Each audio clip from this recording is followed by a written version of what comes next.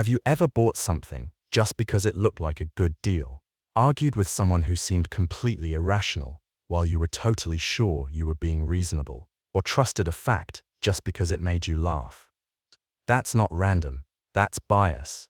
And the scariest part, it's happening inside your brain right now, without your permission. Welcome to the first episode in our deep dive series on cognitive bias, the invisible mental shortcuts that distort how you think, decide, and even remember reality.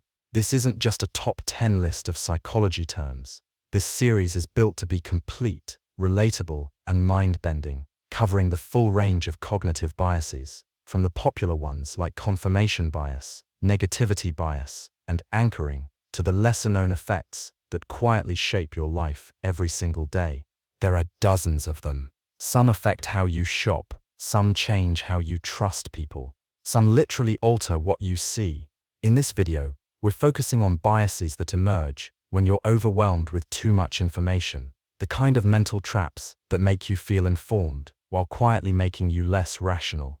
If you've ever felt confident in your decision, only to realize later you were completely wrong, this one's for you. And if you're interested in how your brain really works, hit like and leave a comment to let me know you're watching. I'd love to invite you to share in the comments where you're listening from and what time it is. It's always incredible to see how we're all connected through these stories and ideas.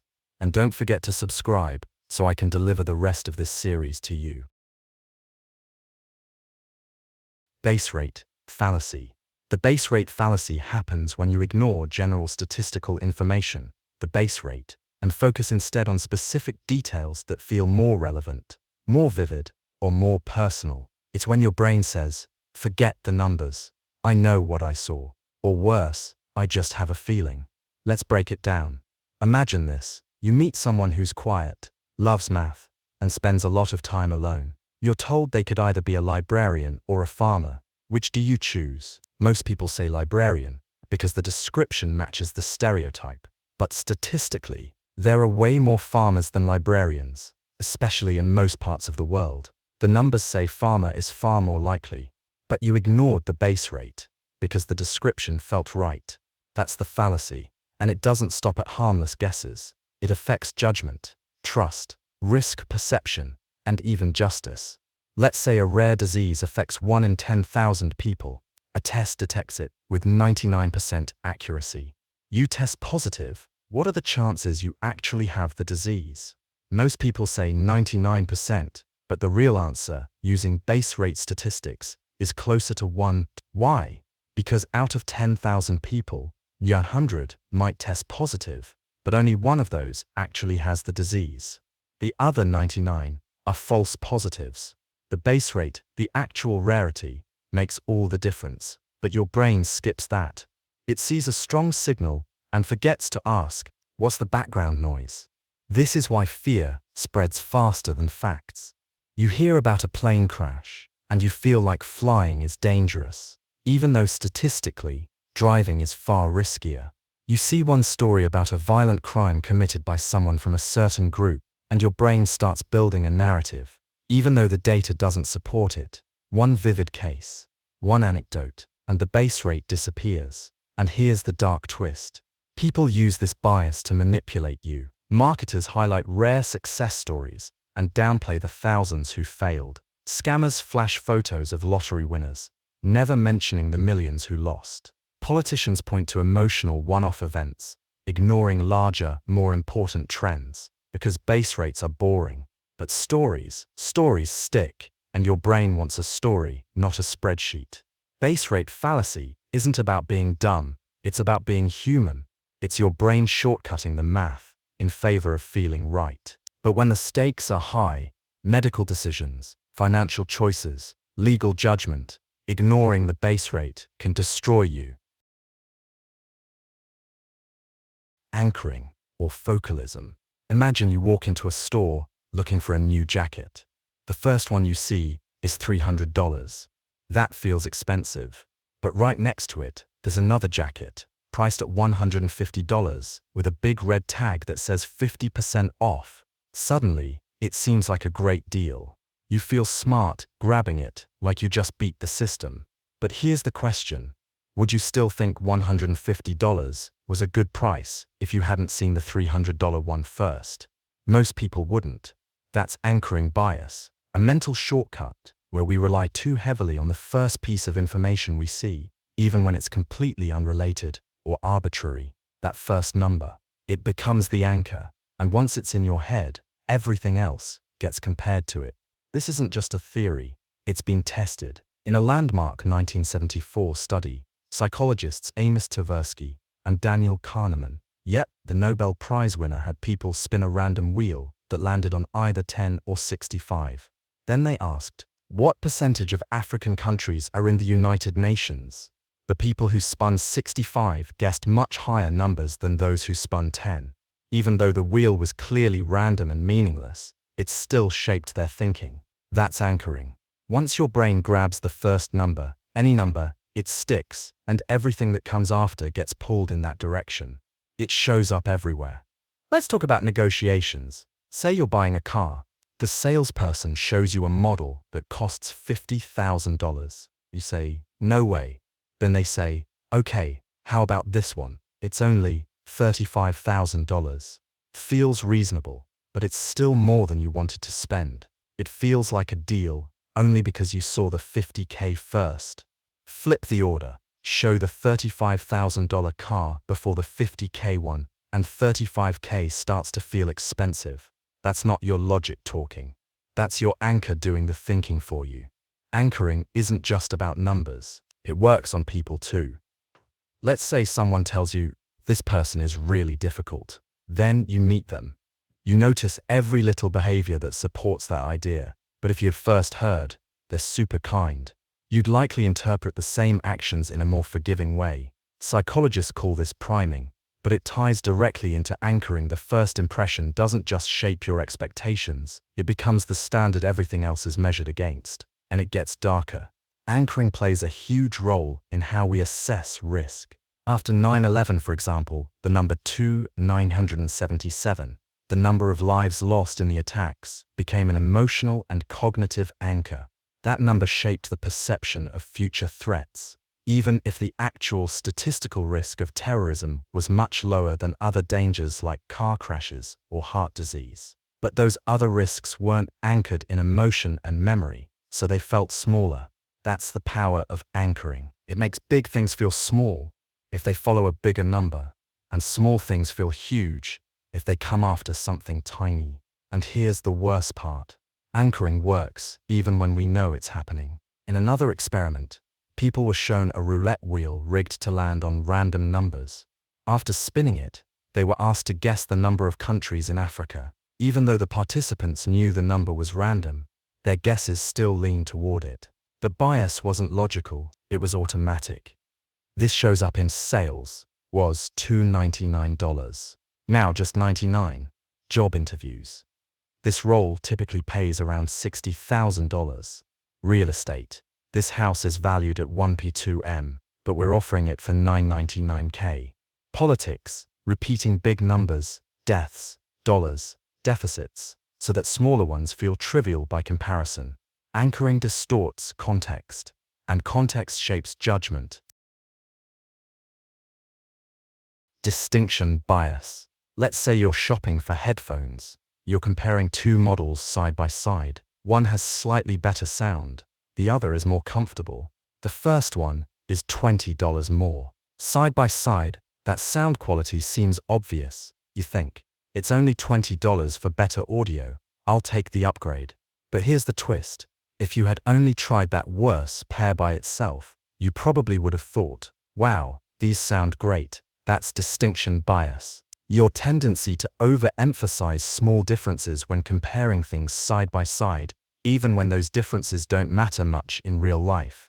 It's one of those quiet biases that slips into everyday decisions, especially when you're shopping, evaluating people, or choosing between paths. Psychologists, Christopher Hesse and Zhao Zhang, explored this in a famous 2004 study. They gave participants two options. Option A, 50,000 pixels, slightly better. When the TVs were presented side by side, people overwhelmingly picked the higher resolution model. But when shown one at a time, People rated the lower resolution model just as satisfying. In isolation, the lower quality item was perfectly fine. But side by side, it felt inferior. That's distinction bias. Your brain exaggerates small differences just because it sees them both at once. And this plays out everywhere. In job interviews, you compare two candidates. One has slightly better grades or more polished clothes. You lean toward them, not because they're clearly better, but because the contrast was made visible. But in the real world, you would have been perfectly happy with either because you would have seen them in context, not in competition. This also affects relationships. You meet someone, they seem great, but then you meet someone slightly more outgoing, slightly more charismatic, slightly more successful. Suddenly, the first person seems dull, not because they changed, but because your brain put them side by side and started exaggerating the difference. Even career choices suffer from this. You're choosing between two jobs, one pays slightly more, the other has slightly more vacation. You obsess over the small differences, but in reality, once you're in the role, you won't be thinking about those details every day. You'll be too busy living it, not comparing it. Distinction bias makes you forget what matters in real life. It makes you choose things based on comparison, not based on actual experience. You upgrade your phone because the screen is a little sharper, even though you can't tell the difference once you own it.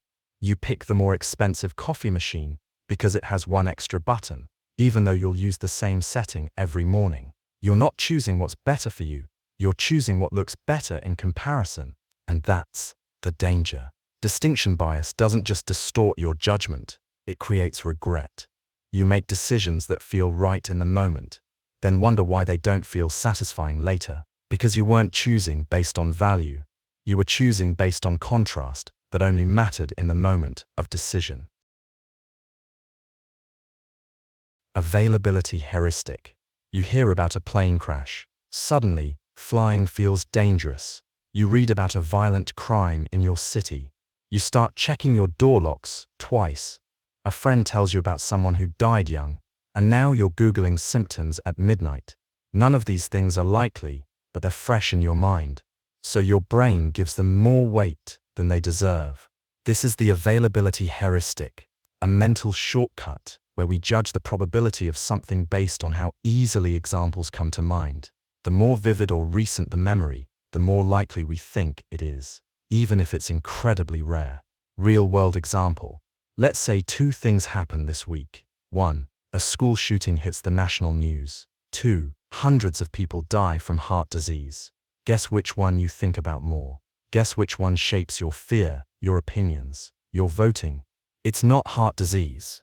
Even though it kills way more people every single day, the school shooting feels closer, more emotional. It plays on a loop in your mind. That's not because you're irrational. It's because your brain is built to prioritize what's available, not what's accurate. The psychology behind it. The term availability heuristic was coined by Amos Tversky and Daniel Kahneman, two of the most important minds in cognitive science. In their studies, they showed that people consistently overestimate the frequency of events they can recall easily, even if those events are statistically rare. One famous experiment gave participants a list of names, some male, some female. But all the male names were of obscure figures. The female names, famous celebrities. When asked, were there more men or women on the list, people overwhelmingly answered women, not because there were more, but because the famous names were easier to remember. Your brain doesn't just track facts, it tracks impressions. And the stronger the impression, the more real it feels. Why this happens? The availability heuristic comes from how your memory is wired. You don't store information by importance, you store it by emotional charge, recency, and frequency of exposure.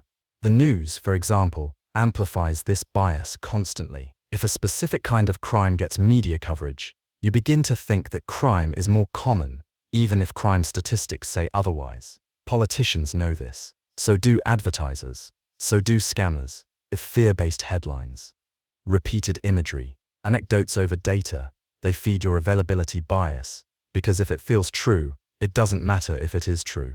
The dark side. This bias makes you easier to manipulate. If someone wants you to be afraid of something, All they need to do is flood your attention with examples, not facts, just stories, images, headlines, tweets. They don't need to prove anything. They just need to make it available in your mind. And it works both ways. If you want someone to ignore a problem, just keep it out of the spotlight. No images, no coverage, no reminders. It disappears from the public mind, even if it's still happening. This is how genocides are ignored, how systemic issues vanish from discussion, out of sight, out of mind. Literally, how it affects you. It's not just politics or crime, it's personal. If you recently failed at something, you're more likely to believe you're incapable, even if you've succeeded dozens of times before. If one breakup ended badly, you might start believing love always leads to pain. If one person betrayed you, you might assume most people can't be trusted. Your brain clings to what's emotionally available, not what's objectively true. And that affects how you judge people, risks, opportunities, even yourself. Attentional bias. You don't see the world as it is. You see the part of the world your brain decides to focus on. And once it locks in, it filters out everything else. This is attentional bias. Your tendency to focus on certain information while ignoring everything that doesn't match your emotional state, beliefs, or fears. It doesn't matter what's real. It only matters what grabs your attention. Imagine you're walking through a crowded street. There are hundreds of conversations, faces, signs, sounds. But if you're anxious, you'll spot the threats. If you're in love, you'll see the beauty. If you're angry, you'll notice every little irritation. Same street, different perception, because your brain isn't a camera. It's a spotlight, and the bias controls where it shines. Attentional bias is the reason you can't stop thinking about the one person who ignored your message, even though 10 others replied. It's why you obsess over a single negative comment and forget all the praise. It's why you keep replaying moments of failure, even when you've succeeded far more often. Your brain isn't trying to hurt you. It's trying to stay consistent. Once it detects a pattern, rejection, threat, danger, it starts scanning the environment for more of it. And the more it finds, the more convinced you become. Not because the world is dangerous, but because that's the only part you're looking at. Researchers have tested this over and over. In one study, anxious individuals were shown two faces, one neutral, one slightly angry. Almost every time, their eyes went straight to the angry face. Their attention wasn't random. It was biased, trained by their emotional state. And this matters, because what you notice affects what you feel, and what you feel reinforces what you notice. It's a feedback loop, a filter that sharpens over time until you start mistaking your thoughts for reality. This is why trauma survivors often fixate on signs of danger, why depressed people dwell on signs of failure, why jealous lovers track every glance, every pause, every word. Attentional bias turns a passing thought into a dominant narrative. And once that narrative takes hold, everything else starts to disappear. But this bias doesn't only live inside you, it's used against you. Advertisers know exactly what colors, words, and shapes catch your eye. Political campaigns know how to hijack your attention with fear, outrage, or identity. Social media feeds don't show you the world. They show you your world. The one the algorithm thinks you'll stare at longer. The one that confirms your emotions. The one that keeps you scrolling. It's not showing you what's true. It's showing you what you're already biased to notice. And the scary part? Once something isn't in your focus, it's like it doesn't exist at all. You'll miss the friend who cared, the opportunity you ignored, the signal you were too busy to see, because your attention was elsewhere, locked onto something louder, darker, more familiar, and you thought you were being aware, but you were just being predictable. There's no way to shut it off. But you can widen the beam, slow down, look around, ask what am I not seeing?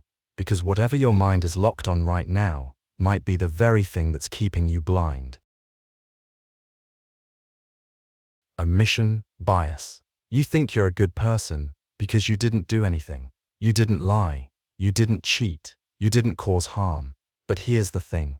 Not acting can be just as destructive as acting. and your brain is wired to ignore that. That's omission bias. Your tendency to judge harmful actions as worse than equally harmful inactions. You feel more guilty for doing something wrong than for letting something wrong happen, even when the outcome is exactly the same. It's why people stay silent when they see injustice. Why doctors sometimes choose not to intervene, even when the data supports action. Why people let friends spiral instead of confronting them. Because doing something feels riskier, even when doing nothing causes more harm. Researchers Daniel Kahneman and Amos Tversky tested this in a simple scenario. Participants were asked to imagine a man who stands to gain $1,000 by changing his investment. If he changes it and loses money, people judge him more harshly. But if he doesn't change it and loses the same amount, people are more forgiving. Same loss, same person, but doing nothing feels safer, less blameworthy. That's omission bias. It punishes action and protects inaction, even when inaction is worse. It shows up everywhere. In parenting, you'd feel more guilty giving your child a risky medicine that causes side effects than doing nothing and letting the illness get worse. In relationships, you let someone drift away, avoid the hard conversation, and feel less guilt than if you'd ended things directly. In work, you don't call out a mistake, don't question a bad decision, because silence feels safer than standing out. And in society, you watch something unfold. You know it's wrong, but you say nothing, do nothing, because you weren't the one pulling the lever. But you were still there, and that silence, it was a decision too. Omission bias is comforting. It gives you the illusion that inaction equals innocence, that if you just stay still, you can't be blamed. But life doesn't work that way. Reality moves whether you act or not, and your choice to step back is still a choice. This is why people feel less guilty about letting someone die than causing it directly. Why bystanders freeze. Why group members let the leader make the call, even when it's clearly wrong. Because doing something creates a direct line between cause and effect, but doing nothing, your brain lets you pretend you weren't part of it, even though you were. And here's the dark part. The more authority, knowledge, or power you have, the more damage your inaction can cause. But the bias still whispers. It's not your fault. You didn't do anything. Exactly. That's the problem. Illusory truth effect. The illusory truth effect is simple. The more you hear something, the more likely you are to believe it's true, even if it's completely false. That's it. No evidence. No logic, just repetition. Your brain mistakes familiarity for truth. It confuses ease of recall with accuracy, and that makes you vulnerable, not just to lies, but to the people who know how to repeat them. This bias was first uncovered in a 1977 experiment. Participants were given a mix of true and false statements. Later, they were shown the same list and asked which ones they believed. The false statements they had already seen once. They were more likely to believe those were true, even when the participants didn't remember seeing the statement before, even when they knew it wasn't logical. That's the power of mere exposure. The second time you hear something, it feels more familiar. The third time, more comfortable. By the 10th time, it feels like something you've always known. And this isn't just about rumors. It affects every area of life. You scroll past the same misleading statistic on social media. You overhear a friend say it again. Then you hear it casually repeated in a podcast. Suddenly, it's not just an opinion. It's something your brain feels is real. Not because it's been proven, but because it's been repeated. This is how stereotypes survive. How conspiracy theories grow. How misinformation spreads, not in leaps, but in loops. Let's make it personal. You've probably believed something at some point, just because it felt right, not because you had proof, but because you'd heard it often enough. Maybe it was about a group of people, or a belief about yourself. I'm not smart. I'm bad with money. No one really cares. Maybe it started as a throwaway comment, then you thought it again, then someone else echoed it, and now it sits in your mind like a fact. Not because it's true, but because it's familiar. This is why propaganda works, not because it's persuasive, but because it's relentless. Totalitarian regimes know this. So do marketing teams. So do cult leaders. They don't argue, they repeat, and every time you hear it again, it gets harder to push back, even if part of you knows it's wrong. Worse, this effect gets stronger when you're distracted, when you're tired, overwhelmed, or multitasking. Your critical thinking shuts down, and your brain starts accepting repetition as truth. Think about when you're doom scrolling late at night, half listening to a podcast, reading half an article and seeing the same headline pop up again and again. That's when the lie sinks in, quietly, comfortably, until it becomes part of your mental wallpaper. And once a falsehood becomes familiar, it's hard to unlearn. Even if you correct it later, that first impression sticks. Psychologists call it the continued influence effect, where even discredited information still affects your judgment. Your brain doesn't like letting go. It likes what it knows, even if what it knows was never true. Observer-Expectancy Effect. Let's look at an experiment that changed how we understand human behavior. In 1963, psychologist Robert Rosenthal ran a simple but clever study with a classroom of young students.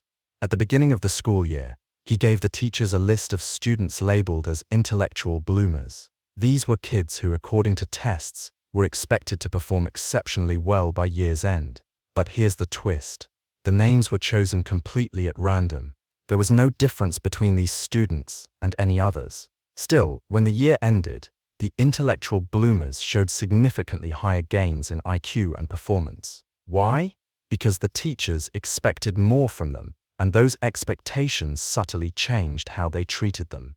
That's the observer-expectancy effect. It happens when your expectations unconsciously influence how others behave, often in a way that fulfills those very expectations, and you don't even realize it's happening. The effect isn't limited to classrooms. It's been demonstrated in medical research, animal studies, workplaces, and social interactions. In one animal study, researchers were told they were testing rats that were either maize bright or maize dull. In reality, all the rats were the same. But the rats labeled bright performed better because the researchers, unknowingly, handled them more gently, encouraged them more, and gave them more time. Their beliefs shaped the outcome. In real life, this shows up in subtle, powerful ways. You believe a coworker is lazy, so you give them less responsibility. You check in more often. You show less trust. Eventually, they start underperforming, not because they were lazy, but because your expectation created the conditions for them to become that way. You believe your child is disorganized, so you micromanage them. They resist or give up, and now they act disorganized because that's the space you created for them. It even happens in romantic relationships. You expect your partner to be distant or cold, so you become defensive, withdrawn, overly analytical. They pick up on that energy and mirror it back. You created the reality you feared, not through force, but through invisible signals, tone, attention, body language, energy, and it's not manipulation, it's projection with feedback. This effect also explains why leaders and managers can make or break performance. Employees who are seen as high potential often become high performers, not because they're better, but because they're given more support, better feedback, more patience. Meanwhile, those labeled average plateau, because the expectations surrounding them limit their growth. The difference isn't talent, it's belief. And the scariest part, the observer-expectancy effect, is almost always unconscious. You're not trying to change someone's behavior, you're just reacting to your assumptions. But your assumptions are guiding your actions, and your actions are shaping their behavior. It's a self-fulfilling loop, running silently in the background. So how do you break it? Start by asking, am I giving this person space to grow, or boxing them into my expectations? Would I treat them differently if I believed they were already capable? Is my reaction based on what they're doing, or what I've already decided about them? Because once you expect something strongly enough, you might start teaching it without realizing it. And what you assume about others can quietly become who they become. Mere exposure effect. They didn't love it at first. The song was average. The face was forgettable. The idea felt weird, but then they saw it again, and again, and again, and slowly, they started to like it, not because it changed, but because it stayed. That's the mere exposure effect, a psychological bias where people develop a preference for things simply because they've been exposed to them repeatedly. No logic, no quality, just repetition. This bias was first discovered by Robert Zajonc in the 1960s. In a series of experiments, he showed participants nonsense words, meaningless symbols, and unfamiliar faces, some once, some multiple times. Then he asked, "How much do you like this?" And over, people rated the items they'd seen more often as more likable, even though they didn't remember seeing them. Even when they didn't know what they were, their brain just warmed up to them. Here's how this shows up in real life. You hear a song on the radio. Not great, but the third time, you're humming it. The fifth time, it's on your playlist. You meet someone new. They're fine, but they're around a lot. In meetings, in the group chat, in photos. You find yourself liking them, not because of who they are, but because they've become familiar. And that's the trick. Your brain confuses familiarity with safety, and safety with trust, and trust with affection. This is why advertisers spend millions just to show up repeatedly. Not to impress you, to get inside your head. Logos, slogans, jingles, repeated until your brain starts associating them with comfort. It's not persuasion, it's exposure, and it works. The dark part, this effect, applies even to people and ideas you didn't like at first. Studies show that even negative first impressions can be softened just through repeated exposure. The brain starts to dull the discomfort. It rounds off the edges. It says, well, at least I recognize this. And in a world of constant uncertainty, recognition feels good, even when it shouldn't. That's why political messaging doesn't always aim to convince. It aims to repeat. Even a lie, repeated often enough, begins to feel less foreign, less threatening, more familiar. And eventually, familiar becomes believable, and believable becomes tolerable, and tolerable becomes truth. But there's another layer. This bias affects how you see yourself. You repeat certain thoughts. I'm not enough. I always mess up. No one really cares. You don't believe them right away, but you think them often. And over time, they start to feel true, not because they are true, but because you've heard them so many times from yourself. You don't just grow fond of what you see, you grow loyal to the things you rehearse. So be careful what surrounds you. Be careful what you allow on your screen, in your room, in your mind, because what you see again and again doesn't just become familiar, it becomes you. Context effect. You think you're making decisions based on facts, on logic, on personal taste, on your own values, but change the environment, and suddenly, the same information feels different. The same choice pulls you in another direction. The same person, same message, same words, all feel changed. Not because they changed, but because the context did. That's the context effect. Your tendency to interpret information differently depending on the setting in which it appears. Here's a simple example. You hear a song at home. It's fine. Then you hear the same song while driving at night, with the windows down, after an emotional conversation, and suddenly it hits different. Not because the music changed, but because you did, in that moment. Your surroundings primed your emotion, and now the song feels meaningful. This doesn't just happen with music. It happens in interviews, in classrooms, in conversations. Take a job candidate. Same resume, same words. But one is interviewed in a high-end office, wearing a tailored suit. Another in a noisy cafe, wearing casual clothes. Which one seems more competent? Most people don't realize it, but context shapes perception before content ever gets a chance. In one study by Elizabeth Loftus, participants watched a video of a car crash. When asked, how fast were the cars going when they smashed into each other, people estimated much higher speeds than when the word was hit. Same footage, different question, different memory. Even your memory is shaped by context. That's not a glitch. That's how your brain works. It's constantly reading the room, the lighting, the tone, the background noise, and adjusting your emotional and cognitive response accordingly. This is why marketers stage photo shoots, why restaurants use ambient lighting and music, why politicians choose their backdrops carefully.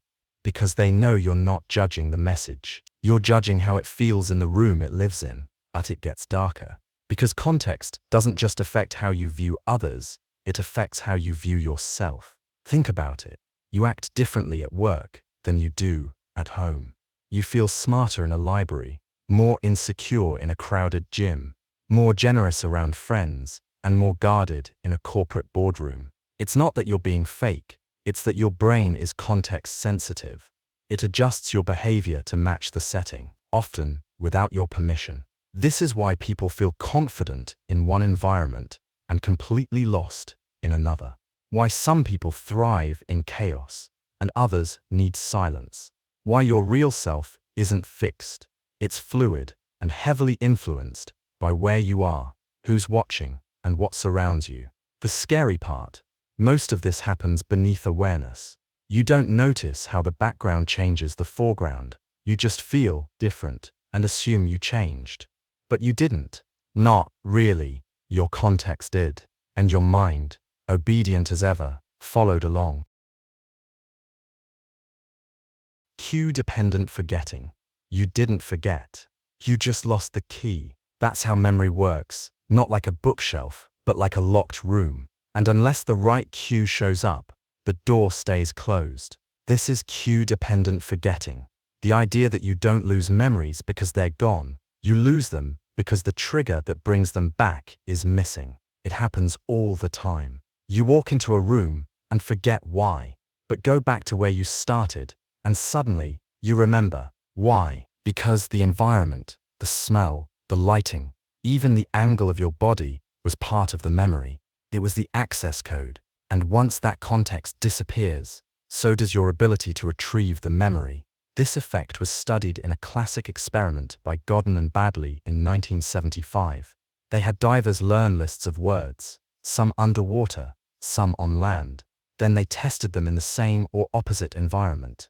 The result, divers who learned and recalled in the same setting remembered significantly more. Different environment, sharp drop in recall, same brain, same memory, different cues. So when you can't remember, it's not because the memory was weak, it's because you don't have the right hook to pull it out. This is why smells can unlock childhood flashbacks, why a certain song brings back a specific relationship, why grief hits you out of nowhere when you see someone wearing the same jacket as the person you lost. The memory didn't just live in your mind, it lived in the details, the cues you didn't know you needed. And here's the dark side. This means you've remembered more than you think. It's in there. It's just locked behind a cue you haven't stumbled into yet. You might think you've moved on, healed, forgotten. Hear one sound, one phrase, one scent, and suddenly, you're back there, emotionally transported, no control. And it feels like the past never really left. This also means your memories are incomplete by default, not because they were erased, but because they're context-bound. Your mind saves the memory, and the environment, change one, and the memory becomes unreachable, like a file saved on a missing drive. So in the wrong room, wrong headspace, wrong state of mind, you feel blank. But the data's still there. It just needs the right door to open. Cue-dependent forgetting is why test performance drops when the classroom is different. Why trauma survivors feel fine until something completely random unlocks everything. Why you can't always choose to remember. Because remembering isn't always voluntary. It's conditional. You don't forget everything. You forget how to access it. And in that silence, in that feeling of emptiness, your brain convinces you there's nothing there, but there is. Waiting for the right key. Mood, congruence. Let's say you wake up in a bad mood. Nothing catastrophic, just a little off. And suddenly, everything looks worse. Your job feels pointless. Your friends feel distant. Your goals feel out of reach. Nothing really changed, but it all feels different. Because your mood decided what you notice, what you remember, and what you believe. That's mood congruence, your tendency to recall memories and interpret the world in a way that matches your current emotional state. When you're happy, you remember the good. When you're angry, you remember every betrayal. When you're sad, even neutral moments feel heavy. The research is clear. In one classic experiment, people were placed in different mood states using music and guided imagery, then asked to recall personal memories. Happy participants recalled joyful moments. Sad participants recalled losses, failures, regrets, even ones they hadn't thought of in years. The mood guided the memory, and the memory reinforced the mood. It's a loop, not a glitch, a design. Your brain matches what you feel with what you remember. It's efficient, it's fast, but it's also deceptive. This bias is why a good day can suddenly feel like your entire life is finally coming together, and a bad day can make everything feel broken, even when it's not. It's why depression feels like truth, not sadness, but certainty. I've always felt this way. No one really cares. It's always been like this. But that's not your history. That's your mood, reaching into your memory and pulling out only what agrees with it. Mood congruence doesn't just affect what you remember, it affects how you judge the present. When you're in a positive mood, other people seem friendlier, risks feel manageable, opportunities feel real. But in a negative mood, the same people seem cold, the same tasks feel heavier, the same future feels unreachable. Your mood becomes a lens, and the world bends around it. This is why arguments escalate, why anxious people expect danger, why insecure partners spot rejection that isn't there. Because once the mood is set, your brain filters everything through it, even the truth. So, and here's the terrifying part. You don't notice it's happening. You think your thoughts are objective. You think you're just seeing things clearly today. But what you're really seeing is yourself, reflected back through the current emotional state. It doesn't just affect the sad, it happens in moments of joy, pride, infatuation. Ever fall in love and suddenly remember all the good in your life? Feel lucky, connected, alive. That's mood congruence too. It's not just darkness. It's mood-driven selective memory. The danger isn't the direction. It's the illusion of consistency. It feels like the truth because your memory is cooperating. Frequency illusion. You hear a word for the first time. A strange name, a rare concept, a random fact. You shrug it off, but then you see it again, on a billboard, in a podcast, in a comment section, again and again, and you start to wonder, was this always here, or is something messing with your perception? That's the frequency illusion, also called the Baader-Meinhof phenomenon. It's your brain's tendency to suddenly notice something everywhere, right after you first learn about it. It's not becoming more common. You are becoming more sensitive. Here's how it works. Two things happen. Selective attention. Now that it's in your head, your brain scans for it. And confirmation bias. Every time you notice it, you reinforce the idea that it's showing up more often. But in reality, it was always there. You just weren't tuned in. Researchers describe it as a mental spotlight. The moment your brain tags something as relevant, it becomes part of your search image. Like how a birdwatcher suddenly notices birds in places no one else is looking. You don't gain a new world, you just gain a new filter.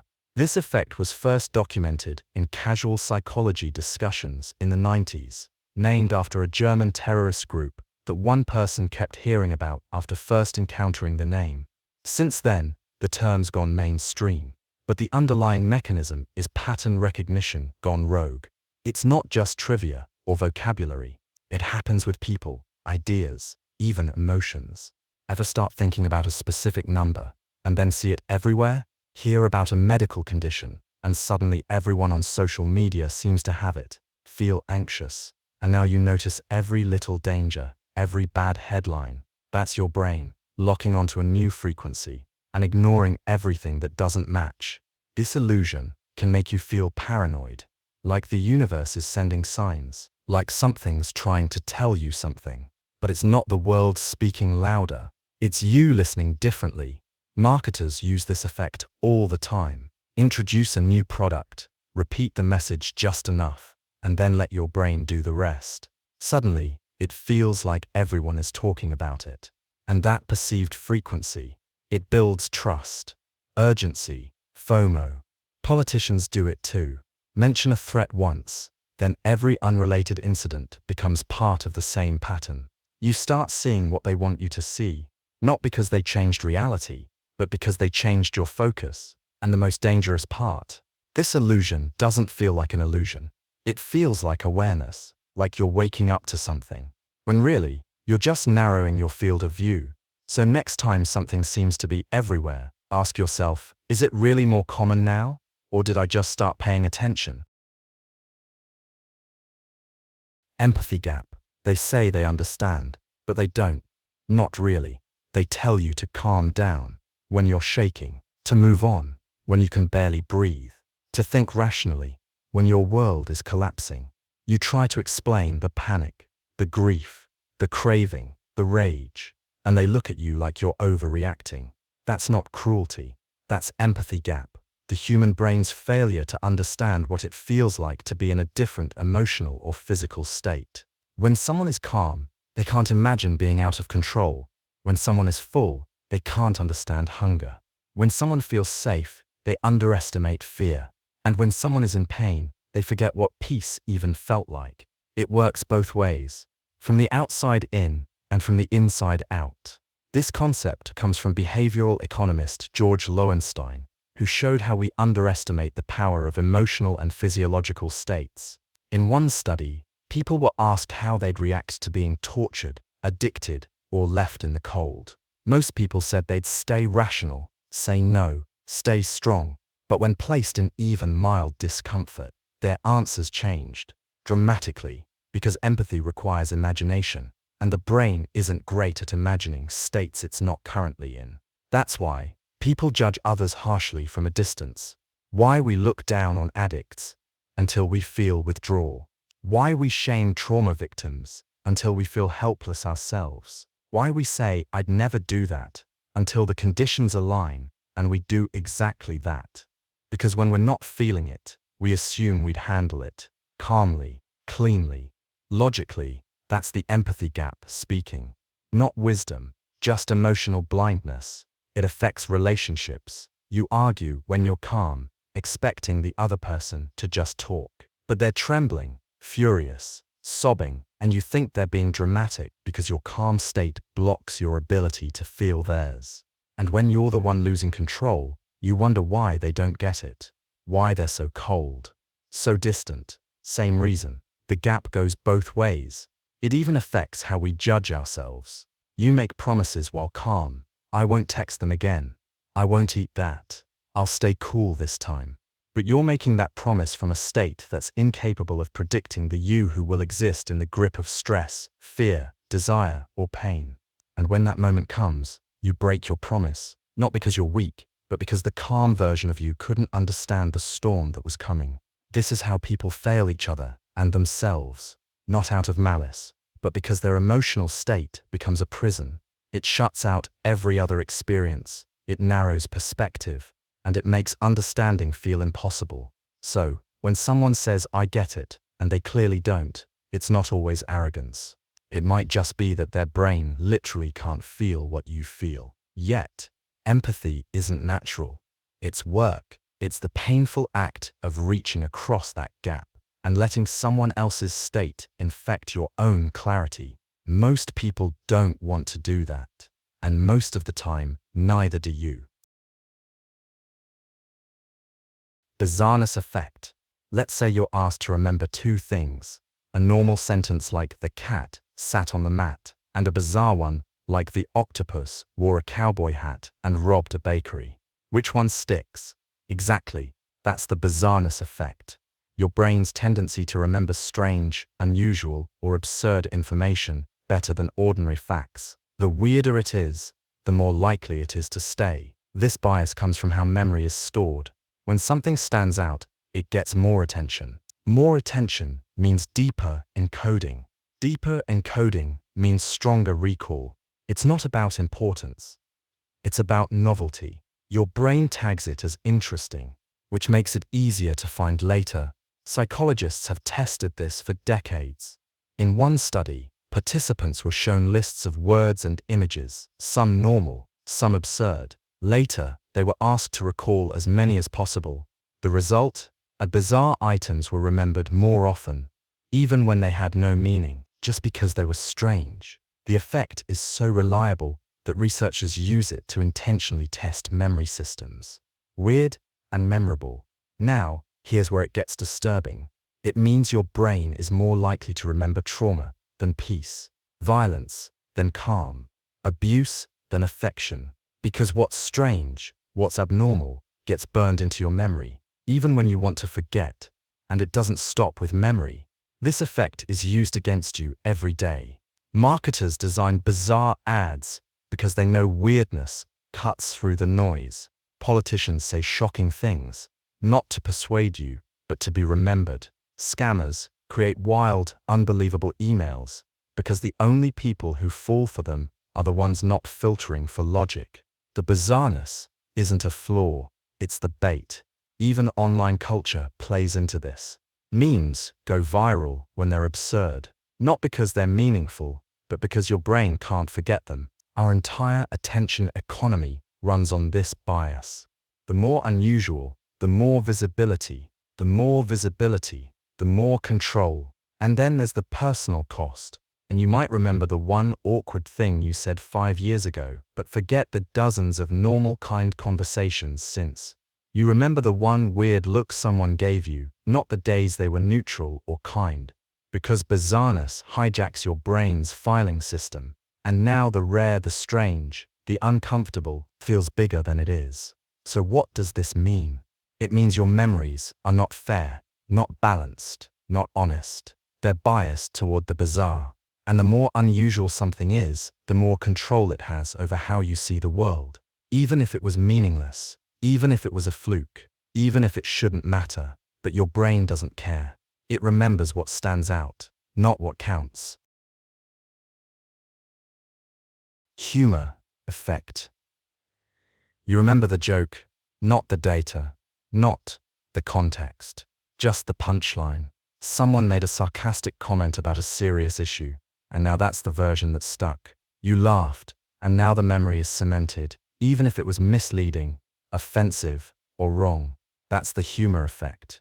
Your brain's tendency to remember funny information more easily than neutral or serious content. And it doesn't just make things easier to recall. It makes them feel more true, more likable, and less threatening, which is exactly why humor can be used to disarm critical thinking. This bias is backed by solid research. In a 2000 study published in the Journal of General Psychology, students were given lectures that were either neutral or infused with well-placed humor. When tested later, the humorous lectures led to significantly better recall, even when the humor had nothing to do with the actual content. Because humor triggers emotional arousal, which sharpens focus and boosts memory encoding. But here's where it gets dangerous. The funniest parts are often the least accurate. And your brain doesn't separate what was true from what was just entertaining. It all gets stored together. That's why political satire works. You watch a comedy skit mocking a public figure. It makes you laugh. But long after the episode is over, you retain the mockery. Even if the criticism was exaggerated or based on a distorted version of events. That's not because you're gullible. It's because humor lowered your defenses. It felt safe, so your brain let it in. The same thing happens in advertising. Products that use humor are remembered more, trusted more, shared more. Even if the product isn't good, your emotional response to the joke overrides your evaluation of the quality and the funniest content. It gets repeated, quoted, colored, meme, which means the message spreads, sushi, whether or not it's true. It also affects how you remember people. Someone who says something clever in a meeting, they're seen as more competent, more charismatic, more persuasive, even if they contributed less. This isn't charisma, it's the humor effect rewriting how you frame their value. But here's the twist. Humor can also be a shield. People use it to say things they couldn't get away with seriously. to downplay offensive views, to test boundaries, and if you challenge them, they say, relax, it's just a joke. But your brain still remembers the joke. And now, it associates the idea with pleasure, not scrutiny. That's how subtle manipulation happens. With a smile and a laugh. And if you don't check what you're laughing at, you might start believing the joke more than the facts. Restorff Effect. You remember the one thing that didn't belong. The weird kid in class. The one mistake in a flawless performance. The typo in the middle of a perfect resume. You forget the pattern. You remember the exception. That's the Restorff Effect. Your brain's tendency to remember what stands out from the rest, even if it doesn't matter. Especially when it shouldn't. The effect is named after German psychiatrist Hedwig von Restorff, who in 1933 discovered that when people are shown a list of similar items, they're more likely to remember the one that's different. For example, you see a list of black words, and one is printed in red. Guess which one you remember. Not because it's meaningful, not because it's important, just because it broke the pattern. Your brain is constantly scanning for contrast, not truth, not value, just difference. And difference, even irrelevant difference, gets a higher priority in your memory system. That's why you remember the person who embarrassed themselves at the party, but forget the 10 others who had normal conversations. Why you focus on the one flaw in your appearance, even if everything else is fine. Why your mind won't let go of the moment that didn't match, the one strange reaction, the one awkward silence, the one bad review. It wasn't louder, it was just out of place. This bias is used everywhere. Advertisers design products with weird colors or packaging, not because it looks better, but because it interrupts the shelf. Politicians say shocking things, not to persuade you but to become the one thing you remember when everyone else blends together. Even in education, teachers might use odd metaphors or wild examples, not because they're accurate, but because they stick. Weird wins. Not because it's better, but because your brain doesn't like smooth repetition, it wants contrast. And here's where it gets dark. The von Restorff effect can make you overvalue outliers. You might focus on the one tragic news story and ignore the dozens of peaceful realities around it. You remember the one exception and let it warp the entire truth. You might fear an entire group of people because of one person who broke the mold. You might believe a conspiracy because one detail didn't line up, and now your brain can't stop obsessing over it. You don't remember the story, you remember the glitch. This is how obsession forms. You try to let it go, but your brain keeps circling back to the part that didn't fit. The sentence that sounded off, the tone that changed, the smile that didn't reach their eyes. And now that one moment grows out of proportion, taking up more space in your mind than everything else combined. Picture superiority effect. You don't remember what you read, you remember what you saw. A burned doll in the rubble, a politician's smile, a chart that looked like a mountain, a face, a color, a shape. The words fade, but the image stays. That's the picture superiority effect. Your brain's tendency to remember visuals far more effectively than text or spoken words. It's not a small difference. In some studies, pictures are remembered 6 times better than words, not because they're clearer, because they bypass language and go straight to emotion. This effect was formally studied by Alan Pivio in the 1970s. He proposed the dual coding theory. Words are processed verbally. Images are processed both verbally and visually. 2 channels. More reinforcement. Stronger memory. In one experiment, participants were shown a list of words and a list of pictures. After a delay, their recall for pictures was nearly double. Even random, meaningless images stuck better than meaningful text. Why? Because the brain is evolutionarily tuned to remember what it sees. For survival, not for nuance, not for truth. And this is where it turns dangerous. Because a single image, a photo, a meme, a diagram, can overwhelm facts, context, even logic. A misleading graph, a carefully chosen snapshot, an emotional photo, with no explanation, That's all it takes to rewrite a narrative in someone's mind. And once the picture is in, no amount of argument can erase it. This is why propaganda is visual. Why protests hold signs. Why lies go viral with just the right thumbnail. You don't have to read the article. Just see the photo. The image does the job before your brain even gets to think. It affects how you learn, how you vote, how you feel about yourself. You could read 10 balanced paragraphs about a topic, but if the article features a dramatic image, you'll base your emotional reaction on that, not the text. This is how manipulation works. Truth gets buried in words. Links wear pictures like armor. Even in your memory, you think in flashes. That vacation? Not the dates or the hotel name. You remember the beach, the plate of food, the colors, that heartbreak. Not the conversation, the look on their face. Pictures own your recall. They dictate what parts of your story get remembered. And sometimes, the picture doesn't even need to be real. It just needs to feel true. This is why trauma is visual. Why certain memories don't fade. Why a single image can haunt you for years, even when the facts around it are long forgotten. Self-reference effect. You don't remember facts, but you remember what those facts said about you. A quote sticks because it felt personal. A lesson stays because it reminded you of something you've been through. You forget the content, but you remember how it made you feel about yourself.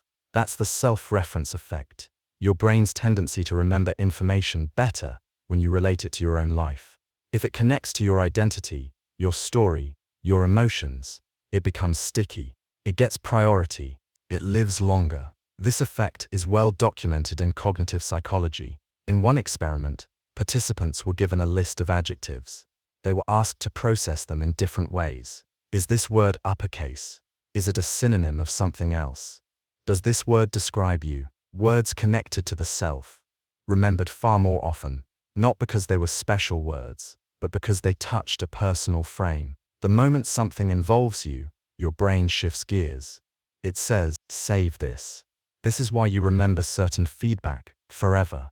Why a throwaway comment about your appearance or intelligence sticks for years. Why hearing your name in a crowded room snaps your attention like a gunshot. Your brain is scanning, always, for information about the self, and once it finds it, it upgrades it to high-priority memory. It affects learning too.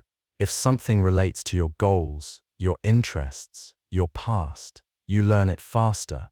Not because you're smarter, because your ego is involved.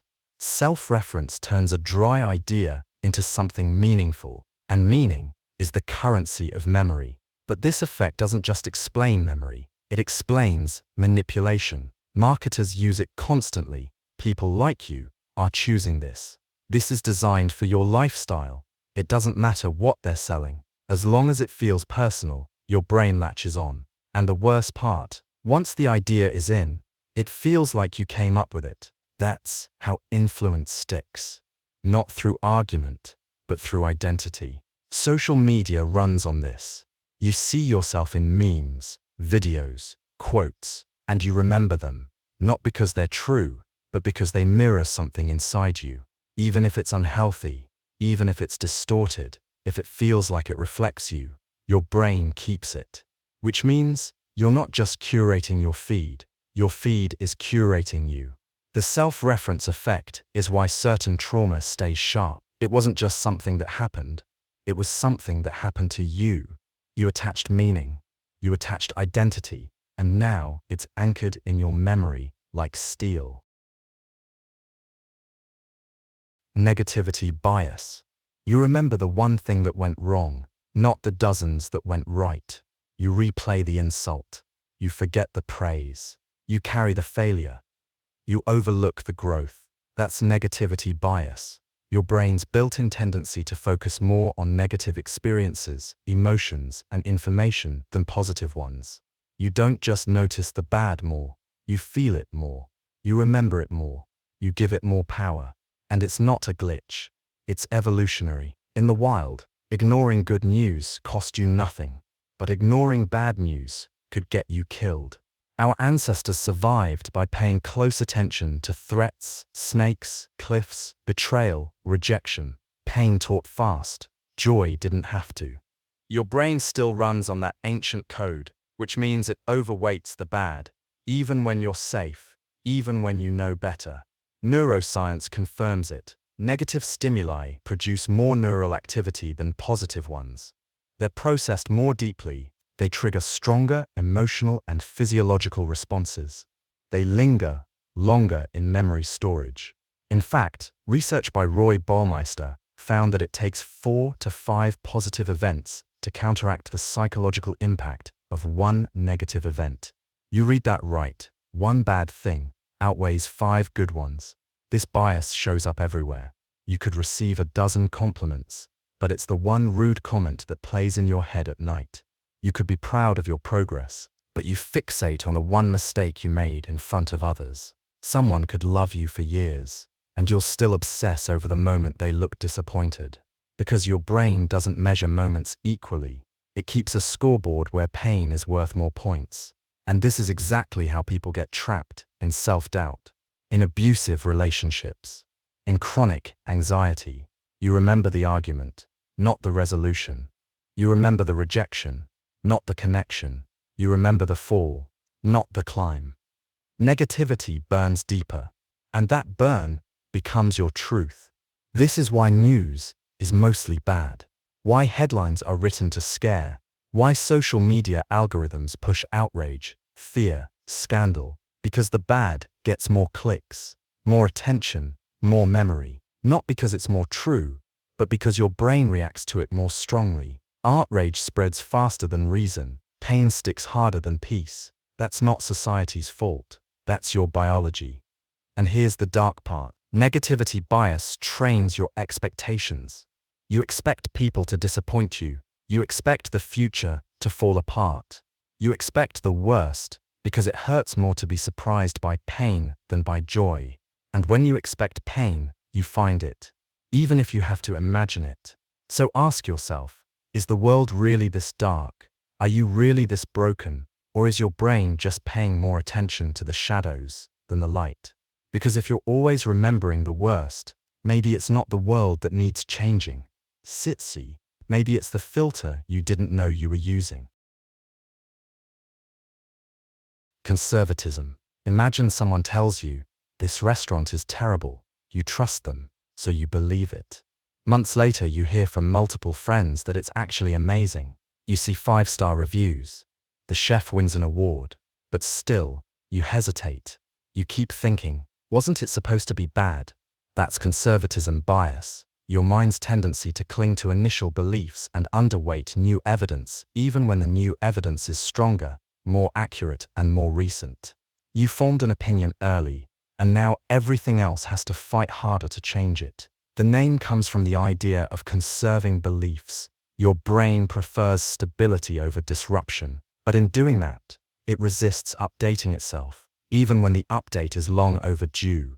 This was described clearly in Bayesian probability theory, where rational thinking means updating beliefs when new evidence comes in. But in real life, people don't update fast enough. They underadjust, and the result? Outdated thinking. Here's a real-world example. Let's say you've believed for years that eggs are unhealthy. They raise cholesterol. They cause heart problems. Then new research comes out showing that eggs aren't nearly as harmful as once believed, and in moderation, they're perfectly fine. But you still avoid them. You still tell others to avoid them. You still feel weird putting them in your grocery cart. Because your brain already filed eggs are bad, and it takes more energy to rewrite that belief than to just leave it alone. Another example, investing. People who formed beliefs early about certain stocks or industries, like tech is always risky, of gold is always safe, often stick with those ideas even when new data completely contradicts them. This is why conservatism bias is dangerous in finance. In fact, studies show that investors often fail to react strongly enough to earnings reports, market trends, or policy changes, because they're anchored to an outdated forecast. By the time they finally adjust, it's too late. The same thing happens in medicine. Doctors who learned older guidelines in school sometimes stick to them even after those guidelines have been updated. One study in medical decision-making showed that physicians often underweight new evidence when it conflicts with their prior training, a clear case of conservatism bias in action. And in high-stakes fields like medicine, that lag can cost lives. But the bias doesn't stop there. Think about criminal justice. A suspect is arrested. The public sees the mugshot, hears the charge, forms an opinion. Even if later evidence proves they're innocent, many people will still feel they're guilty. Why? Because the first belief got there first, and now new facts have to work harder to dislodge it. This is sometimes called the primacy effect, but it's tied directly to conservatism bias. The earlier the belief, the stronger the grip. And here's where it hits you personally. You believe you're not smart enough, not good enough, not capable. That belief was formed years ago by a teacher, a parent, a bad experience. And now, even when you succeed, your brain still resists the update. It downplays the new data, because it's easier to preserve the old belief than to admit it was wrong. So how do you fight it? Simple. When you get new information, ask yourself, if I had learned this first, what would I believe now? That one question cuts through the bias. Because conservatism bias isn't about what's true, it's about what came first. And unless you challenge it, you'll keep living by outdated rules in a world that's already moved on. Contrast effect. Imagine you try on a $5,000 watch. It's heavy, luxurious, feels like it belongs in a museum. Then you try a $500 watch, and suddenly, it feels like a steal. You don't stop to ask, is this watch actually worth $500? You just think, compared to the first one, this is practically free. That's the contrast effect. Your brain's tendency to judge something not on its own, but compared to what came just before it. It's not about absolute value, it's about relative perception. This bias was first described in the 1920s by psychologists Leon Festinger and later studied in depth in various consumer behavior experiments. One simple example involved temperature. People were asked to place one hand in hot water, one in cold, then put both in a bowl of room temperature water. The result: the same water felt hot to one hand and cold to the other. Not because the water changed, but because the comparison changed. Your brain is constantly measuring change, not absolutes. That's how it decides what's good, bad, expensive, cheap, beautiful, ugly. This bias is used in marketing all the time. You walk into a clothing store, the first shirt you see is $300, way too much. Then the salesperson shows you another shirt, $120, now $120, feels reasonable. But would it still feel that way if the first shirt had been $50? Same shirt, same price. But your perception shifted because your brain used the first thing as the measuring stick. It also affects how we judge people. Say you're on a hiring panel. The first candidate is awful, late, unprepared, nervous. The second candidate is just okay, but after the first, they seem amazing. Flip the order, and that same okay person might not impress you at all. Or in dating, you go on a date with someone who was rude and boring. Then your next date is average, but now they feel charming, kind, and surprisingly fun. You're not judging people fairly. You're judging them in contrast to the last one you met. There's even evidence that sentencing in court can be affected. In one study, judges were shown crime cases in a specific order. When they saw a very severe case first, they gave lighter sentences to milder crimes that followed. But when mild cases came first, the same mild crimes felt more serious and got harsher sentences. Same crime, same judge. Different outcome because the comparison changed. The contrast effect also warps how you see your own life. You scroll through social media and see someone on vacation. Suddenly, your weekend feels boring. You hear a friend got a raise. Suddenly, your salary feels small. Nothing actually changed. You just got a new anchor to compare yourself against. And now your reality feels worse, not because it is, but because of what you just saw before it.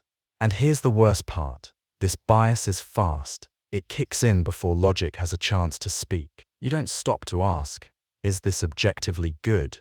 You ask, how does it look compared to the last thing? And that means your judgments about people, products, yourself are constantly being pulled by whatever came before. Framing effect. Imagine you're in a hospital with a sick family member. The doctor comes in and says, "This treatment has a 90% survival rate. You breathe a little easier. That sounds good." But what if the doctor had said, "This treatment has a 10% mortality rate"? Now it sounds terrifying. But here's the thing. It's the same number. Nothing changed, except the way it was framed. That's the framing effect, a cognitive bias, where people react differently to the same information, depending on how it's presented. And this isn't just a language trick. It has real consequences. In 1981, psychologists Amos Tversky and Daniel Kahneman ran a now famous study. They asked participants to imagine a deadly disease outbreak, expected to kill 600 people.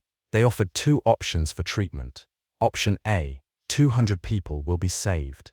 Option B, there's a 1/3 chance all 600 will be saved, and a 2/3 chance that none will be saved. Most people picked option A, the safe one. But then, they reworded the choices. Option C, 400 people will die. Option D, there's a 1/3 chance no one will die, and a 2/3 chance all 600 will die. Now most people picked option D, suddenly drawn to the riskier choice. Same math, same outcomes, different frame, completely different decisions. This happens constantly. In marketing, 90% fat-free sounds healthier than 10% fat, even though it's the same product. A policy described as protecting jobs sounds better than one described as increasing government control, even if both are doing the same thing. In finance, gain $500 feels better than avoid losing $500, even if the risk is identical. The way something is packaged changes how your brain evaluates it. Framing works because your brain doesn't evaluate things in isolation. It reacts emotionally to how something feels, to gain versus loss, success versus failure, safety versus danger. And words, images, tone, they all shift the emotional frame. Here's how it affects your personal life. Someone says, "You only spent 3 hours with your kid this weekend." That feels like neglect. But if they said, "You got 3 hours of real quality time with your kid," you feel like a present, engaged parent. Same fact, different frame, different identity. Or imagine you're working on a project, and your boss says, "You missed 3 out of 10 goals." Ouch. But if they say, "You hit 7 out of 10, great progress," you feel encouraged. Your motivation shifts, not because you did better, but because the language told a different story. Framing is powerful. It affects how you vote, how you shop, how you see yourself, and how others control the narrative around you. It's why media headlines use emotional language, why choices in surveys are carefully worded, why manipulators don't change your facts, they just reframe them. And once your emotion shifts, your decision follows. So how do you fight it? Step back. Ask yourself, if this was worded differently, would I still feel the same way? Or even better, what's the actual math beneath the words? Because framing doesn't change the facts, it just changes the feeling. And feelings, when unchecked, make decisions that facts never would. Money illusion. Have you ever felt richer because your paycheck went up even though you can't actually buy anything more? That's money illusion in action. It's the cognitive bias where you focus on the number of dollars you receive and forget to consider what those dollars can actually buy. In other words, you think in nominal value, not real value, and it distorts your sense of wealth, progress, and fairness. Here's a simple example. Let's say your salary goes up from $50,000 to $60,000. Feels great, right? But what if inflation rose by 25% in the same period? Now, everything costs more? Rent, food, gas, clothes. Even though your paycheck is higher, your purchasing power may have actually gone down. You can afford less, not more. But because the number is bigger, your brain feels like you've made progress. That's the illusion. This concept was deeply studied by economist Irving Fisher in the early 20th century and later tested by behavioral economist Eldar Shafir and Nobel laureate Richard Thaler. In one study, participants were told about two workers. Worker A gets a 2% raise when inflation is 4%. Worker B gets a 2% pay cut when inflation is 0. Who's better off? Most people say worker A because he got a raise. But in real terms, worker A is losing money. Prices are going up faster than his pay. Worker B is actually in the better position, but it feels like he got punished. Why? Because we think emotionally in dollars, not logically in value. Money illusion affects everything from salary satisfaction to policy debates. Governments might give people a raise in minimum wage, but if inflation rises even faster, it doesn't help, and yet voters feel good because the number looks better. Meanwhile, workers may accept stagnant pay if they don't notice that their real income is shrinking. Even in personal finance, this illusion quietly eats away at your decisions. You might save $1,000 this year, but if inflation is high and your savings account isn't earning interest, you're actually losing value. Your money is sitting still while prices keep moving. Money illusion also affects how we perceive fairness. Imagine two co-workers. One gets a 5% raise in a year with 0% inflation. Another gets a 10% raise in a year with 10% inflation. Who feels luckier? Most people say the second one. More money, right? But the first one actually gained value. The second broke even. Still, our brains love bigger numbers, even if those numbers don't mean more. So how do you protect yourself from this bias? Start thinking in purchasing power, not just paycheck. Ask, what can I buy with this now? Is this raise beating inflation? Is this investment earning enough to grow in real terms? Because the number in your account isn't the truth. What it can do for you, that's what matters. Money illusion is sneaky because it feels like progress. But it's just a bigger number in a shrinking world. And if you don't question it, you might keep chasing raises while slowly losing everything that counts. Weber-Fechner Law. You don't notice the weight of your clothes, the hum of the refrigerator, the way a room slowly warms up until something crosses the line, and suddenly, it's all you can think about. That's Weber-Fechner Law in action. It describes how your brain perceives change, not in absolute terms, but in relation to how big the starting point was. In simple terms, the larger the original stimulus, the bigger the change has to be for you to notice it.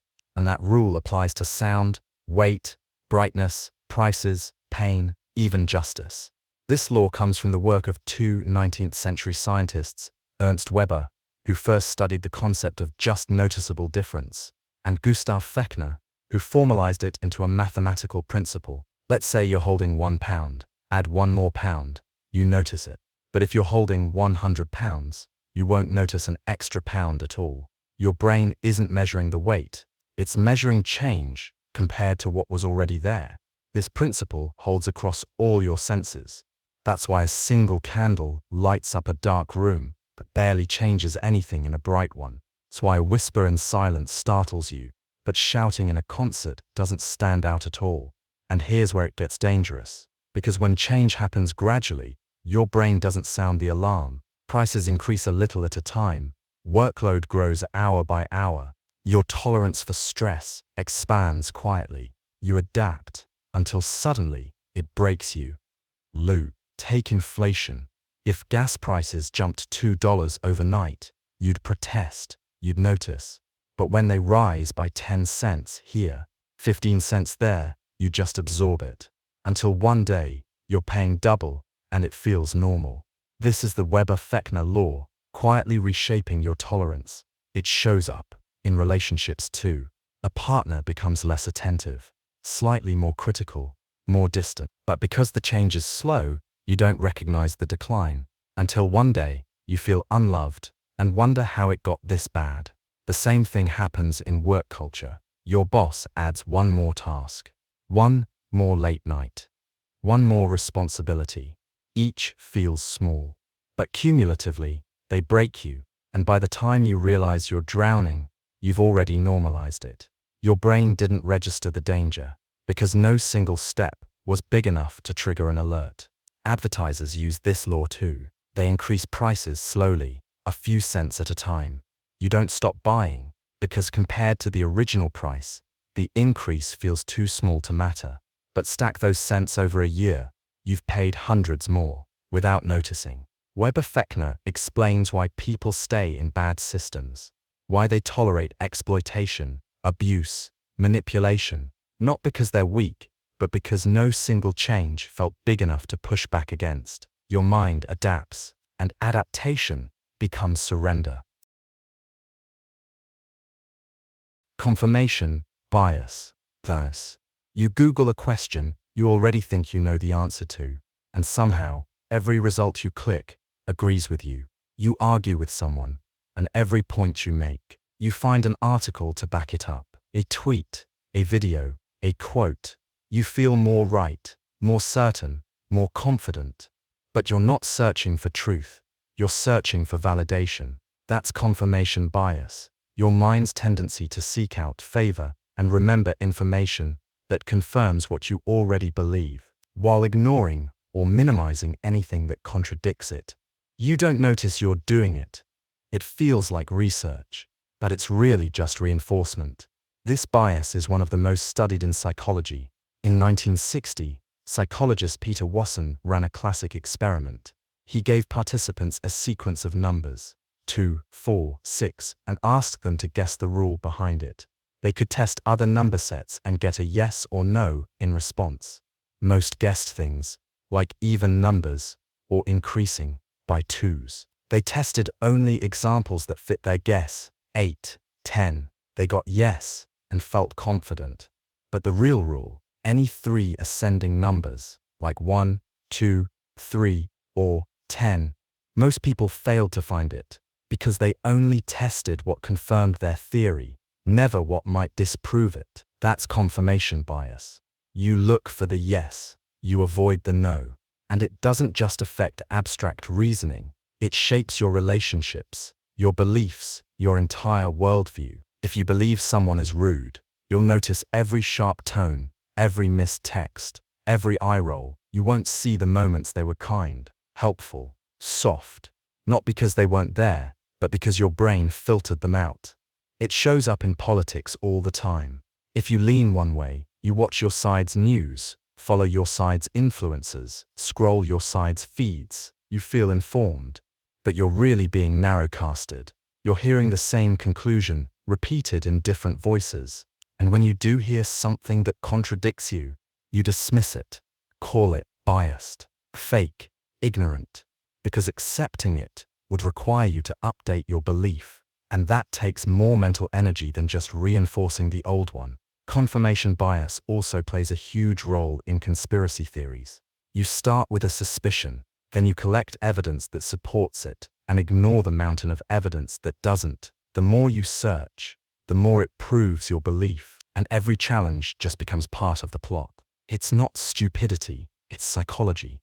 Your brain is doing exactly what it's built to do, protect the belief it already holds. This bias even infects memory. Studies show that people are more likely to remember facts that support their opinions and forget the ones that don't. That's right, your brain literally deletes information that threatens your worldview. So how do you fight it? You don't have to give up your beliefs. You just have to ask harder questions. What would I need to see to change my mind? Am I seeking truth, or just looking for things that agree with me?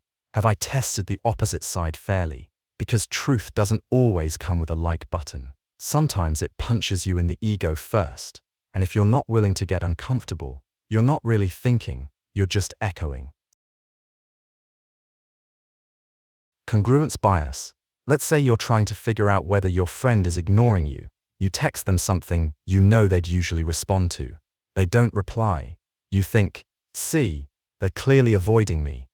But what if, instead of testing only what confirms your theory, you tested what might disprove it?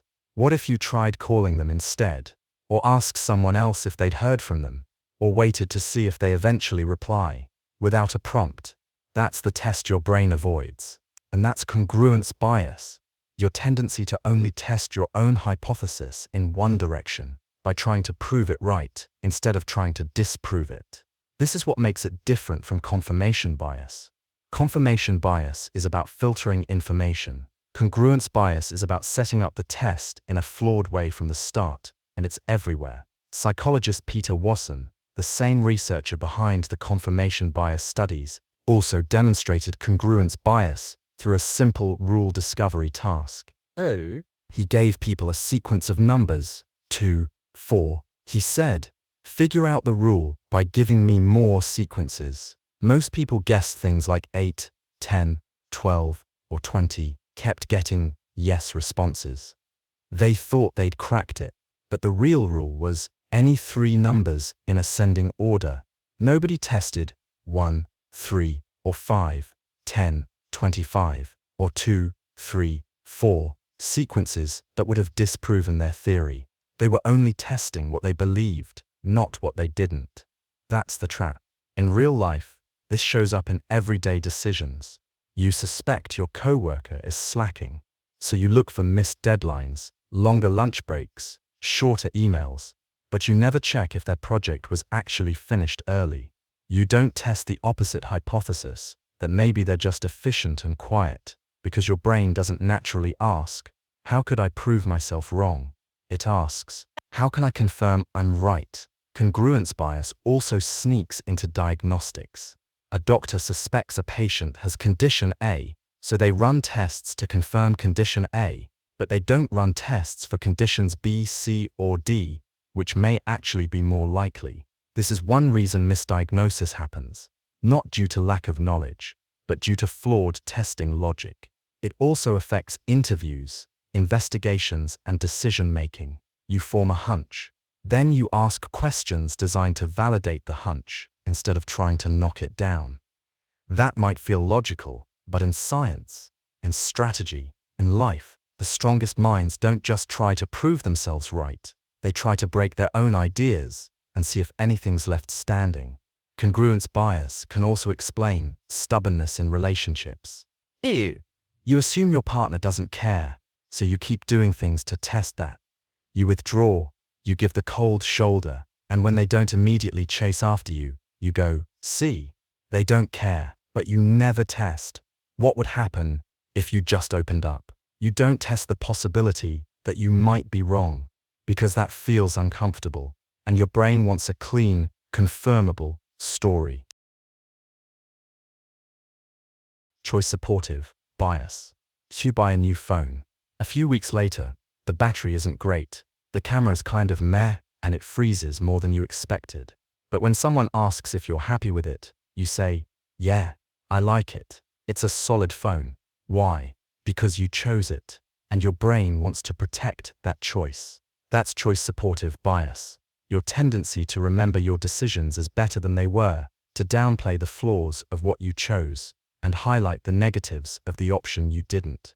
This bias shows up almost immediately after we make a decision. Let's say you had 2 job offers.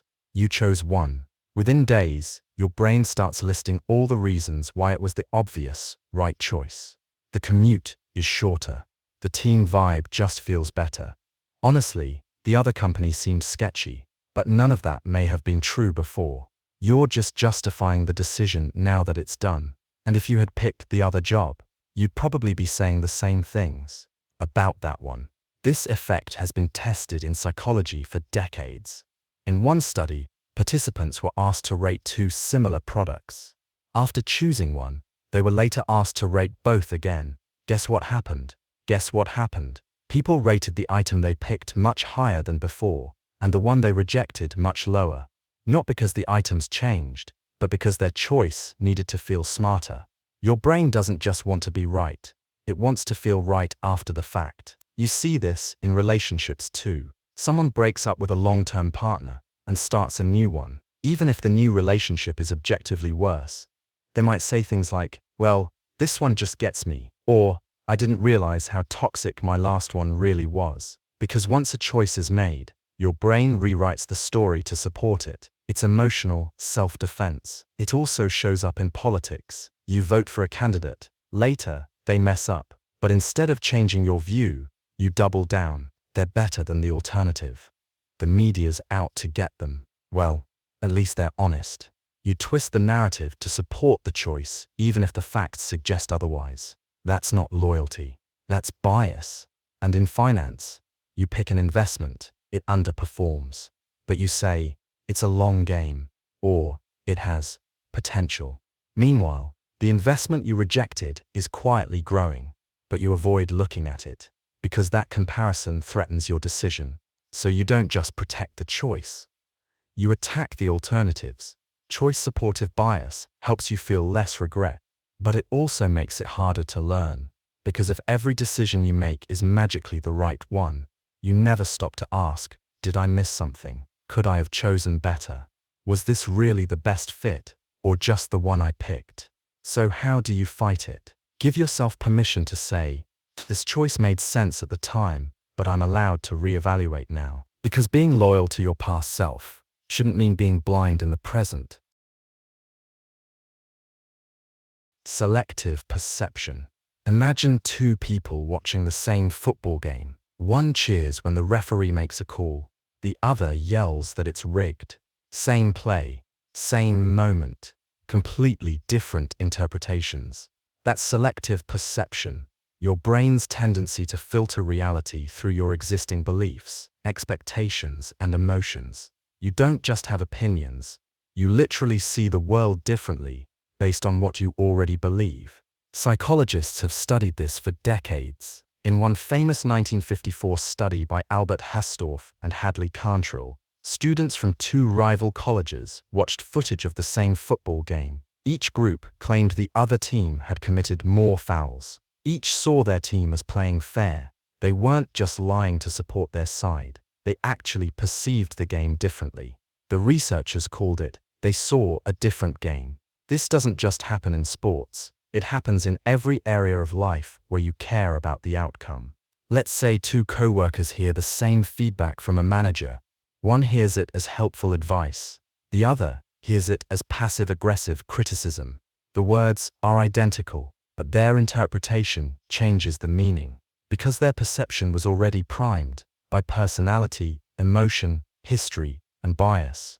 In arguments, this bias is everywhere. You hear what confirms your narrative, that they're selfish, that they don't listen, that they're trying to win. You filter out the parts that show care, nuance, or vulnerability, because your brain is focused on defending a storyline, not seeing the full picture. And once your brain locks into a narrative, you start highlighting the moments that fit and ignoring the ones that don't. Media consumption, same story. Two people read the same article. One calls it insightful, the other calls it propaganda. Their filter shaped their reaction, not the content itself. You start seeking out the phrases that back your beliefs, while skimming over or dismissing the rest.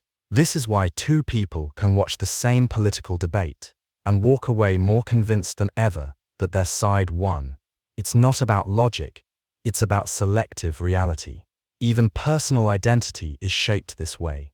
If you believe you're not good enough, you notice every failure, every awkward pause, every tiny mistake. Compliments bounce off. Success feels like a fluke. Your brain is highlighting what fits your internal narrative and discarding everything else, even the truth. This bias doesn't just distort what you believe. It distorts what you notice, what you remember, and what you emotionally react to. It's not just about seeing through rose-colored glasses. It's about editing the whole scene, based on the story you've already committed to. Ostrich Effect. Why is it so easy to ignore the credit card bill until the late fee hits? Why do people avoid getting health checkups, even when they feel something's wrong? Why do investors stop checking their portfolios during a market crash? Because not knowing feels safer than knowing something bad. That's the ostrich effect, your tendency to avoid information that might be unpleasant, threatening, or anxiety-inducing, even when that information is important. You're not solving the problem, you're just avoiding the discomfort. The term was coined by researchers Galai and Saar in a 2006 behavioral finance study. They found that investors often stopped checking their investments when markets were down, even though keeping track could have helped them make smarter decisions. They weren't avoiding losses. They were avoiding feeling bad about them. It wasn't a financial move. It was emotional self-preservation. You'll see this effect in health behavior all the time. People skip dentist appointments, avoid test results, ignore that strange pain or lump because knowing might mean having to deal with it, and uncertainty, as terrifying as it is, sometimes feels less threatening than a confirmed problem, even if ignoring it makes things worse. Same thing happens with money. You suspect you're overspending, but you don't check the budget. You stop opening bank notifications. You forget when the payment is due. You tell yourself it's about focus or busyness, but really, you're emotionally shielding yourself. It's not a lack of information, it's a fear of facing it. The Ostrich Effect also explains why people avoid conflict. You notice red flags in a relationship, but you brush them off. You get a strange email at work that hints at a brewing problem, but you archive it, because acknowledging it would mean making a decision, facing uncertainty, having an uncomfortable conversation. So you pretend everything's fine. You tell yourself it'll work itself out. But delay doesn't make the threat disappear. It just gives it more time to grow. In psychology, this behavior is known as information avoidance. And it's not rare. People avoid news that threatens their worldview. They scroll past updates that make them feel guilty. They shut out warnings, facts, and signs, not because they don't care, but because they can't cope emotionally in the moment. Ironically, avoiding negative information often makes the eventual blow even worse. Subjective validation. Have you ever read a horoscope or personality test and thought, wow, that's so me, even though it was vague, generic, could have applied to anyone? That's subjective validation, your brain's tendency to believe a statement is accurate, just because it feels personally meaningful, even if it's too broad or even false. You don't check the facts, you check your feelings, and when something aligns with how you already see yourself, it clicks. This is the trick behind astrology, fortune-telling, and vague advice. In 1948, psychologist Bertram Forer gave his students a personality quiz, but instead of giving them real results, he gave everyone the same generic profile. It included statements like, you have a great need for other people to like and admire you. You have a tendency to be critical of yourself. You pride yourself on being an independent thinker. He then asked them to rate how accurate the profile felt. The average rating? 4.26 out of 5. Most people said it described them very well, even though it was completely fabricated. Subjective validation happens because your brain is hungry for identity. When you hear something that feels familiar, especially about yourself, you latch on. This is why vague advice feels profound, why you find signs in things meant for broad audiences, why cold readings by psychics feel accurate, even when nothing specific is said. It's not the message that's strong, it's your desire to feel seen. This bias doesn't just show up in entertainment. It affects your thinking in much more serious ways. You hear a claim like people like you are often misunderstood, but also very gifted. That feels validating, so you start trusting the source, even if it's a manipulative coach, influencer, or group trying to sell you something. This is a key strategy in cult recruitment, MLMs, and scams. They tell you what you want to hear. You feel understood, and that emotional click overrides your critical thinking. Even in politics, this bias plays out. You hear a leader say, you work hard, you're not the problem, they are. And if you've been feeling unrecognized or frustrated, that hits deep, not because it's objectively true, but because it feels personally relevant. And now you're not just agreeing with the message, you're attached to it. They're templates. But the moment they line up with your emotional state, they feel like truth. That's the trap. So how do you protect yourself? Start with this question. If someone else read this, could they say the same thing? If the answer is yes, you're probably responding to validation, not accuracy. And remember, just because something feels true doesn't mean it survived the test of truth. Sometimes it just survived your emotional filter. Semmelweis Reflex. In the 1840s, a Hungarian doctor named Ignaz Semmelweis made a discovery that should have saved thousands of lives. He worked in a hospital where many women were dying of childbed fever after giving birth. One ward had especially high death rates. The one run by doctors, another, run by midwives, had much lower mortality. Semmelweis investigated, and what he found was horrifying. Doctors were going straight from autopsies to delivering babies without washing their hands. He ran tests, introduced hand washing with a chlorine solution. Within months, the death rate plummeted from over 10% to under 2%. He had clear data, simple instructions, and lives were being saved. But the medical community laughed at him. They rejected his findings, refused to change their routines. Some were offended at the suggestion that they could be causing harm. Semmelweis eventually lost his job, his reputation, and died in an asylum. And for years, people kept dying because his discovery felt wrong to them. That's the Semmelweis reflex. It's the gut-level rejection of new evidence, simply because it contradicts what we already believe or do. It's not logic, it's ego, it's discomfort, it's identity. When something threatens your existing worldview, your first response isn't always curiosity, it's defensiveness. You don't have to be a 19th century doctor to fall into this trap. You see it when experienced workers resist new systems, when older generations dismiss new mental health research, when institutions reject whistleblowers, not because they're wrong, but because they're disruptive, and when people ignore evidence just because it comes from an outsider. It still happens in science today. When new research challenges long-held medical practices or dietary norms or social policies, it's often met with dismissal before discussion. Not because the data is flawed, but because accepting it would mean we've been doing it wrong, and that's hard for any system or individual to admit. The Semmelweis reflex also shows up in personal life. You're told that your parenting approach might be harmful, or your management style isn't working, or your political view is based on outdated info, and instead of considering the evidence, you shut down. You say, "I've always done it this way," or "that doesn't apply to me," because if it's true, you'd have to change. And change feels threatening.